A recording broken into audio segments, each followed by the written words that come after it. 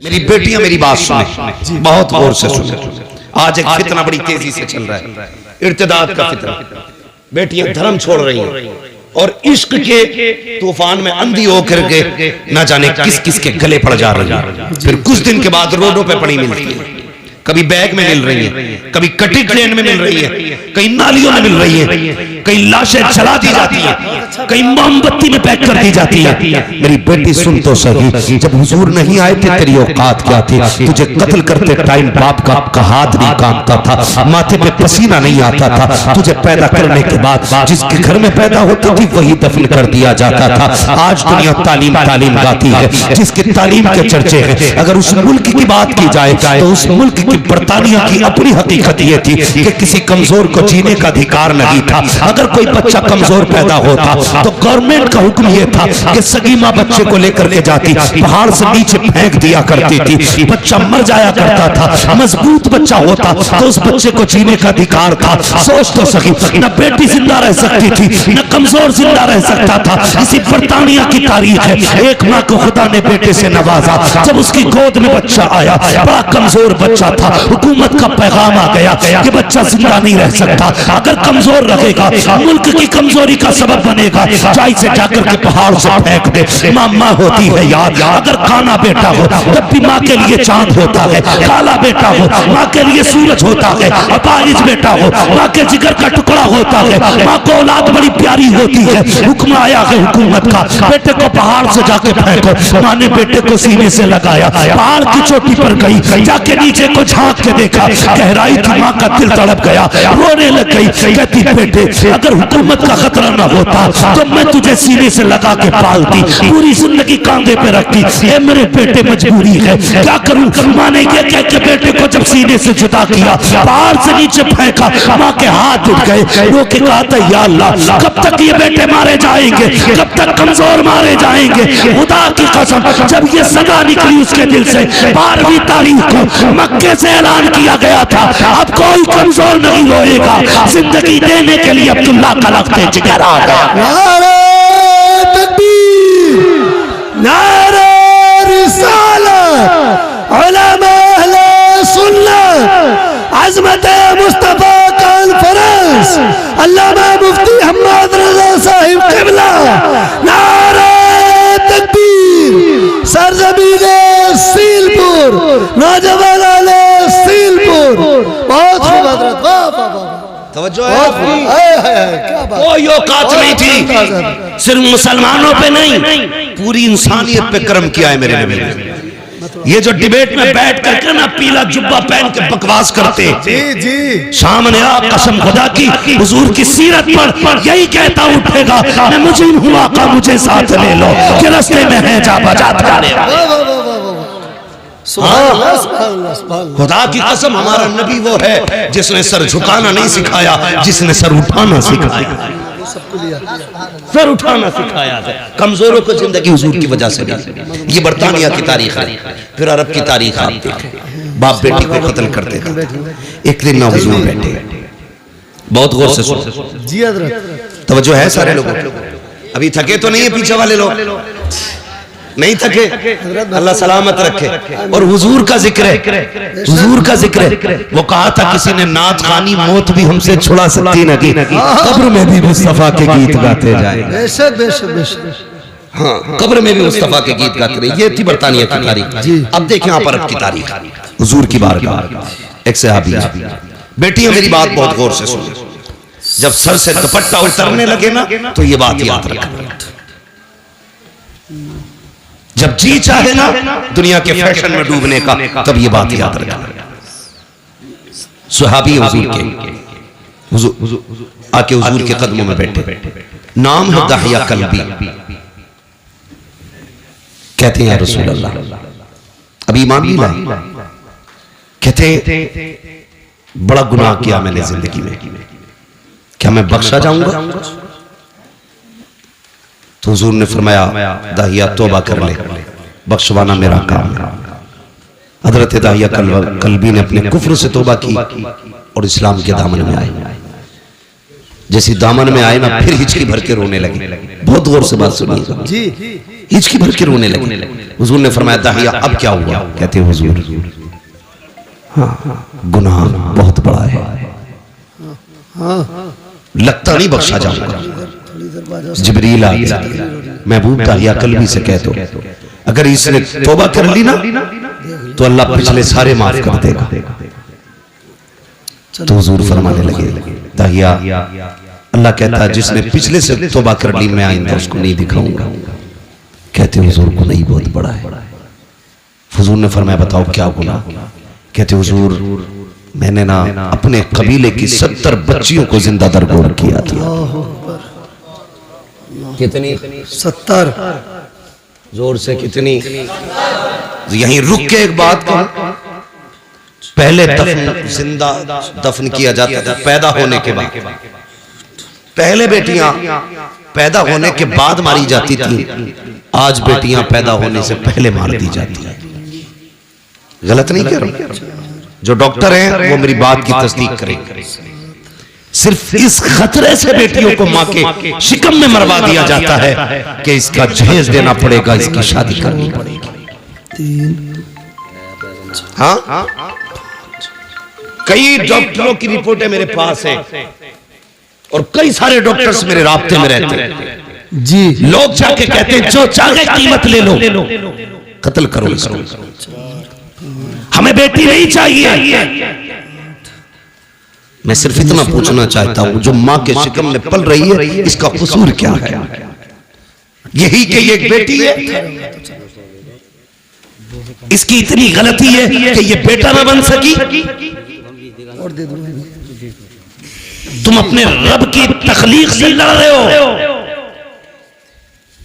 और उसके फैसलों से टकराना तुम्हें बर्बादी से नहीं बचा सकता कोई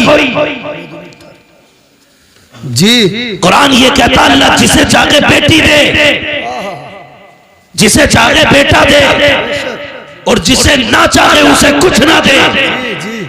बेटी ये तो मरवा रहे हो, क्या तुमने बेऔलाद वालों को दीवारों में सर मारते नहीं देखा? किस मजार पे नहीं गए? अल्लाह एक औलाद दे दे, बेटा ना सही बेटी दे दे। भीख मांगते देखा कि मैंने लोगों को, जब उन्हें देखता हूं तो हैरत होती है। मैंने के एक ये है जिन्हें कुछ नहीं मिला तो तड़प रहे हैं, एक वो है जो बेटियों को माँ के शिकम में मार देते हैं। तुझे क्या लगता है जिस बेटी को तूने माँ के शिकम में मारा उसको कोई नहीं जानता था? कई बार तो ऐसा हुआ जब बच्चियां माँ के शिकम में बड़ी हो जाती है, दवाओं से नहीं मारी जा सकती, उनको काट काट के जिस्म से निकाला जाता है। वो बता तो सही, तेरे पैर में कांटा लग जाए, तेरी आंख निकल जाती है, नाखून काटते वक्त ब्लेड लग जाए, तेरी चीख निकल जाती है, पैर में शीशा लग जाए, लंगड़ा के चलता है, इतने से जख्म से तेरे होश उड़ जाते हैं। बता तो सही, जिस बेटी की माँ के शिकम के अंदर पैर काटे जाते होंगे उस बेटी पे क्या गुजरती होगी? जिसके आज़ा के टुकड़े किए जाते होंगे उस पे क्या गुजरती होगी? और यार तेरे पास जबान है, तू चीख के कहता है, ठोकर लगे तो कहता है हाय माँ,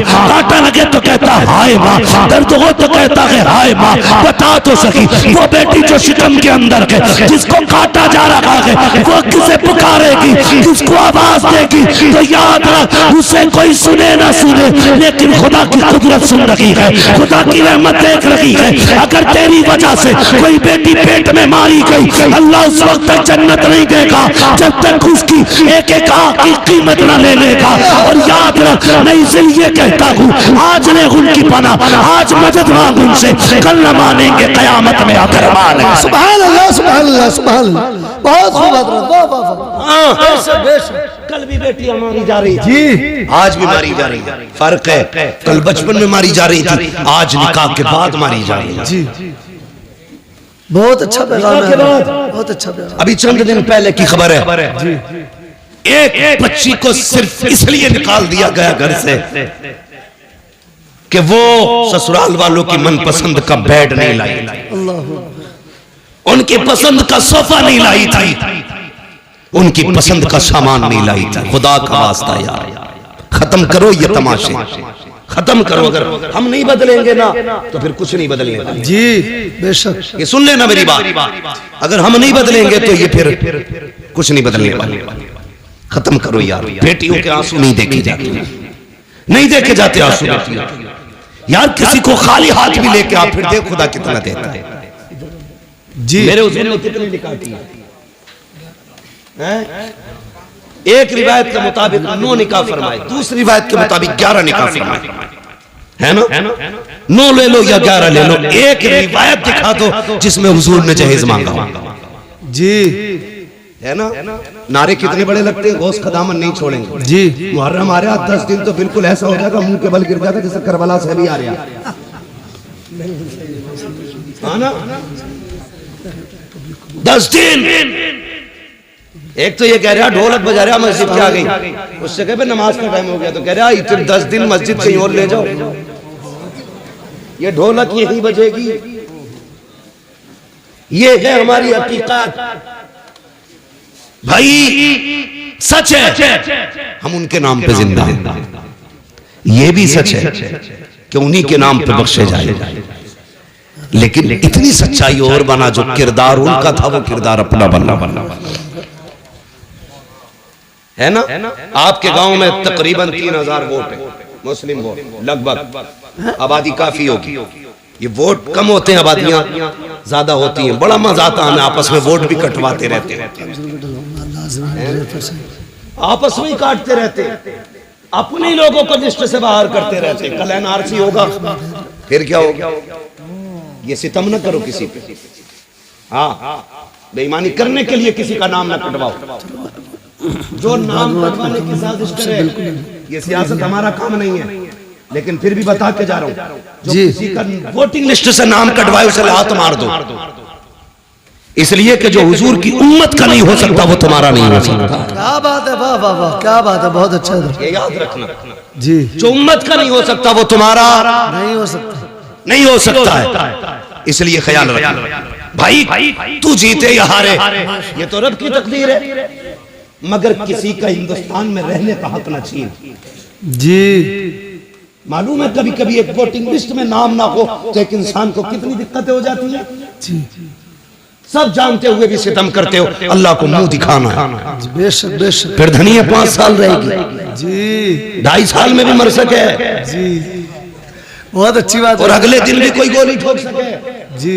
मरे जीत के ला रहे थे वो क्या लिस्ट, क्या बोलते हैं उसको भाई, कागज जो दिया जाता बाद में जी, पर्चा खरीद के प्रमाण पत्र ला रहे थे जी। घर तक ना पहुंचे, वो लिस्ट में हुई कफन में लग गई। अल्लाह मौत का कुछ पता है जी। नहीं ना, अल्लाह रसूल की रजा के लिए जी, बेशक बेशक। सिर्फ अल्लाह रसूल की रजा के लिए। भाई मैं जो बात अर्ज कर रहा था, तवज्जो करें मेरी बात, अल्लाह तौफीक देना तो किसी से डिमांड ना करो। बेशक बेशक। कई बेटियां मार दी और एक बच्ची का खुद फोन आया, उसने कहा मौलाना अल्लाह ने 2 बेटियां दे दी है, 1 साल हो गया मेरा शौहर बुलाने नहीं आया। अल्लाह अकबर। कहती मेरे बाप ने मुश्किल से रुखसत किया था मुझे, मुश्किल से रुखसत किया था। वो कहती है लेकिन मैं 1 साल हो गया बाप के घर। कहती मेरा बाप मुझसे ये तो नहीं कह सकता निकल मेरे घर से, क्योंकि उसकी बेटी हूं, लेकिन मुझे ही पता मेरा बाप कितनी मुश्किल से गुजारे कर रहा है। मैंने कहा बात क्या? उसने कहा तावीज कर दें आपके मेरा शौहर लेने आ जाए। मैंने कहा वजह क्या? उसने कहा खुदा ने 2 बेटियां दी। इस बात पे सास नाराज हो गई कि तेरे पेट में बेटियां बेटियां, बेटा क्यों नहीं है? इस बुनियाद पे मेरा शौहर मुझे बुलाने नहीं आया। ए मेरी बेटी, मेरी बहन, आज तू सास है, कल किसी की बेटी भी थी, अपना कल देख लिया कर, किसी की बेटी पे सितम न कर। आज तू किसी की बेटी पे सितम करेगी, कल तेरी बेटी को बचाने वाला कोई नहीं होगा। याद रखिएगा हर बंदा चाहता है मेरी बेटी शहजादियों की तरह जिंदगी गुजारे, मेरी घर की बहू नौकरानी की तरह जिंदगी गुजारे। याद रखिएगा अगर तुम चाहते हो कि तुम्हारी बेटी के नसीब अच्छे हो तो जिम्मेदारी तुम्हारी बनती है तुम दूसरे की बेटी को इज्जत दो, अल्लाह तुम्हारी बेटी को इज्जतों के ताज अता फरमा दे। बेशक बेशक। ये हम नहीं करते, ये हम या रसूल अल्लाह, या रसूल अल्लाह, जिंदाबाद जिंदाबाद। हजरत दाहिया कल भी है, आके बैठ गए, बात बढ़ जाएगी। वक्त बहुत तेजी से गुजरता जा रहा है, आके बैठ गए, या रसूलुल्लाह गुनाह बहुत किया, 70 बेटियां मारी। काफिर का दिल नहीं पसीजा, लेकिन 2 बार हुजूर हाथ कांप गए। मेरे हुजूर ने फरमाया कब? कहने लगा ये जो आखिरी बेटी मारी है ना, इससे पहले मैं अपनी 7वीं बेटी को ना कुएं में फेंकने गया। कहते मैंने जब कुएं में बेटी को फेंका ना, उसने उछाला लिया, बाहर आई, उसने कहा था मेरे अब्बा मैं डूब रही हूं। बस इतना सुनना था, हुजूर की हिचकी बंद गई। हुजूर फरमाते फिर क्या उस बेटी ने क्या कहा? हुजूर जब डूब के ऊपर उठी ना, उसने कहा अब्बा मुझे बचा ले, अब्बा मुझे बचा ले। हुजूर की नबुव्वत वाली आंखें बरस गई। कहती या रसूल अल्लाह, अभी इस गम से उभर आना था कि परदेश जाने लगा, खुदा ने फिर बेटी दे दी। मुख्तसर बता रहा हूँ। कहते खुदा ने फिर बेटी दे दी, वो बीवी ने छुपा के 6-7 साल पाली। कहती या रसूल अल्लाह, बच्ची बड़ी हो गई, मैं घर आया ना, एक दिन दरवाजा खटखटाया, दरवाजा बंद था। मैंने कहा कौन? कहा कि तू कौन? कहा मैं इस घर का मालिक हूँ। अंदर से आवाज आई, अगर तू इस घर का मालिक है तो मैं मालिक की बेटी हूँ। कहा इतना कह के दरवाजा खुला, बच्ची मेरे कदमों से लिपट जाती है।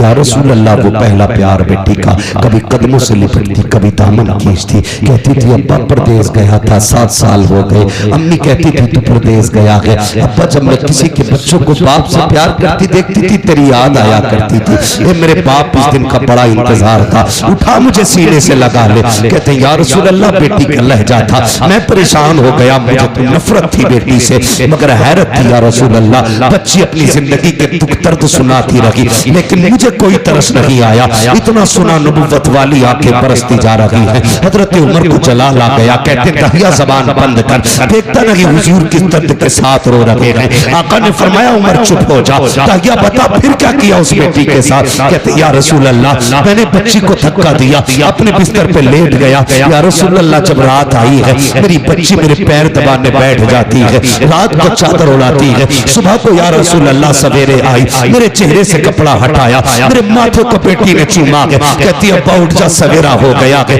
यार जो बेटी वाले हैं वो एहसास करेंगे, तुम परदेश से वापस आते हो, सब सो जाते हैं, बेटियां जागती रहती हैं। अगर तुम रात को आते हो, कहती अब्बा ठहर जा, गर्म रोटी बना देती हूँ। अगर बेटी कितनी गरीब क्यों ना हो, बाप परदेश से आता है, बेटियां चूल्हे जला दिया करती है। मेरा बाप है ठंडा खाना नहीं खिलाना है, मेरा बाप है ठंडी रोटी नहीं खिलाना है। ये बेटियों के रिश्ते बाप से होते हैं। खुदा का वास्ता कभी बेटियों को हकीर न समझना, बेटियों को कमतर न समझना। जो कुर्बानियां बेटियां दे जाती हैं वो कभी बेटे नहीं दिया करते हैं। अल्लाह अकबर, तहिया कल्बी कहते हैं या रसूल अल्लाह, बेटी मेरे पैर दबाती है, इतना प्यार मुझसे करती थी। आका मेरे सीने में प्यार जागने लगा, इतना प्यार जागा कि मैं उससे मोहब्बत करने लग गया। अब आका कभी बेटी को कंधे पे बिठाता, कभी सीने से लगाता। एक दिन बेटी कहने लगी अब्बा मुझे कभी मेले लेके जा, कभी बाजार दिखा। कहते या रसूल अल्लाह, मेरी बेटी के इसरार थे। अल्लाह अकबर। कहते एक दिन मार्केट में था, बाजार में था, किसी ने कहा तहिया, कहा जी, कहा ठहर तो सही, कितना बड़ा चालाक है तू, अपनी बेटी को बचा के हमारी बेटियां कत्ल करके कितने सुकून से जी रहा है। अल्लाह अकबर। कहते हैं जब हुजूर इतना ताना दिया ना, मैं बर्दाश्त न कर सका, घर आया, शाम का इंतजार करने लगा। जब रात आई ना, मेरी बेटी अपनी माँ के आंचल तले सोई थी। मैंने रात को उठ के आहिस्ता से आंचल उठाया, जैसी माँ की गोद से बेटी को हटाया, वो कुछ कहना चाहती थी, मैंने उसके मुंह पे हाथ रख दिया। या रसूल अल्लाह, मैंने उसे बोलने न दिया, इसी हालत में बस्ती के बाहर लाया। बच्ची कहने लगी अब्बा किधर जा रहा है? मैंने कहा बेटी दावत में जाना है। बच्ची साथ चल रही है। या रसूल अल्लाह, मैं नंगे पैर था, पत्थर पैर में लगा, खून बहने लगा। बेटी ने कहा बाबा तेरे पैर से खून बह रहा है। मैंने कहा बेटी कोई बात नहीं। उसने कहा बाबा जिस रोटी के लिए बाप के पैर का खून बहाना पड़े, हमें वो रोटी नहीं चाहिए, बाबा लौट चलो। कहा लेकिन आका मेरे सिर पे जुनून सवार था, मैं नहीं पलटा, आगे बढ़ा। जंगल आ गया, सूरज निकल आया, रेतीली वादी थी, मैंने मिट्टी हटाई। बेटी कहने लगी अब्बा क्या कर रहे हो? कहा बेटी खेलना है। मेरी बेटी भी साथ लग गई, वो मिट्टी हटाती जाती, मैं भी मिट्टी हटाता। कहते या रसूल अल्लाह, आज भी वो कयामत भरे उसके लम्हे याद आते हैं। कौन से तकिया? काका जब माथे पे पसीना आया, अपने दुपट्टे से उसने मेरा पसीना साफ किया। या रसूल अल्लाह, बेटी नहीं जानती थी ये खिलौना नहीं है, मेरी मौत का खड़ा खुद रहा है। बेटी को ख्याल तक न था मुझे इसी में दफन किया जाएगा। या रसूल अल्लाह, गड्ढा खुद के तैयार हुआ, मैंने बच्ची को करीब बुलाया। बच्ची आके मेरे चेहरे को देखने लगी। अब बाप क्या करेगा? तब मैंने बेटी को धक्का दिया, बेटी गड्ढे के अंदर गई। कहते बेटी मुझे देख के मुस्कुराती रही, वो सोच रही थी ये खेल रहा है, लेकिन या रसूल अल्लाह मैं खेल नहीं रहा था, मैंने मिट्टी डालना शुरू की। बेटी मुस्कुराती रही, या रसूल अल्लाह मिट्टी पड़ते पड़ते सीने तक आ जाती है।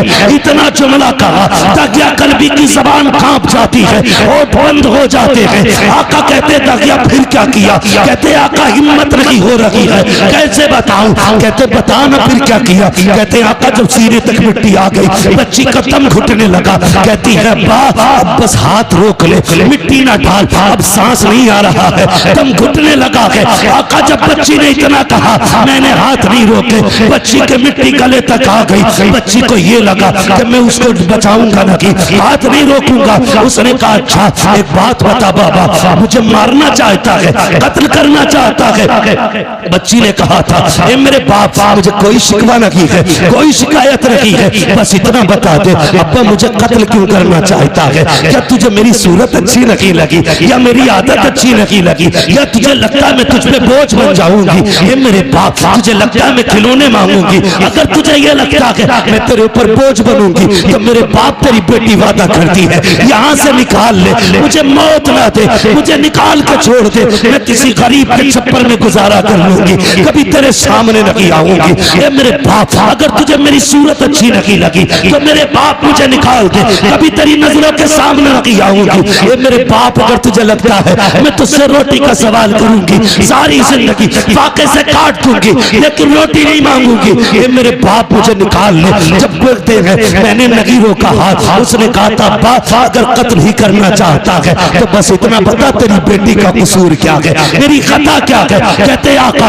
उसने इतने जुमले कहे, मैंने मिट्टी डालना शुरू की, बच्ची ने हाथ उठा दिए, आसमान की तरफ निगाह थी, होठ हिलने लगे। मैं सोचने लगा ये क्या कह रही है, कहीं बददुआ तो नहीं कर रही है? कहते मैंने कान करीब किए तो वो कह रही थी ये मेरे मालिक बता तो सही, हमने सुना कि कोई तरह महबूब आएगा, वो आएगा तो बेटियों को जिंदगी मिलेगी। ए मेरे परवरदिगार अगर बेटियों को जीने का अधिकार नहीं है तो जिंदगी क्यों दे रहा है? और अगर जिंदगी दे रहा है तो बता बचाने वाला कब आएगा? आका कहते हैं उसी बच्ची की सदा पर लब्बैक कहते हुए 12वीं तारीख को अब्दुल्ला के आंगन में जो ऐलान किया गया था वो कोई और नहीं था बल्कि मोहम्मद रसूलुल्लाह का ऐलान। नारा तकबीर।